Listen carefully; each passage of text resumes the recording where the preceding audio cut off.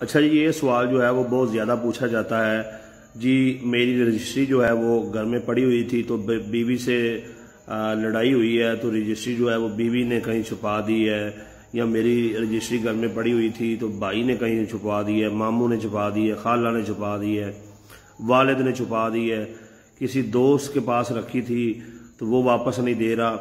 मतलब रजिस्ट्री जो है वो किसी ने भी आगे पीछे कर दी है। तो अब हम क्या करें, हम बड़े परेशान हैं। तो परेशान होने की ज़रूरत नहीं है।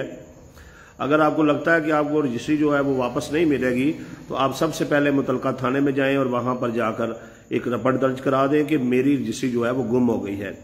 उसके बाद आपने रजिस्ट्री ब्रांच में जाना है, उसी रजिस्ट्री की वहां से कापी निकलवा लेनी है, उस पर वो सिग्नेचर वगैरह जो है वो करवा कर दे देंगे। तो उसकी वैल्यू जो है, जो उसकी फोटो कापी है, उसकी वैल्यू भी असली रजिस्ट्री के बराबर होगी। रजिस्ट्री ब्रांच से नहीं मिल रही तो आप जो है मुहाफ़िज़ खाने जो है, ज़िले में एक मुहाफ़िज़ खाना होता है, वहाँ से जाकर कार्ड निकलवा सकते हैं।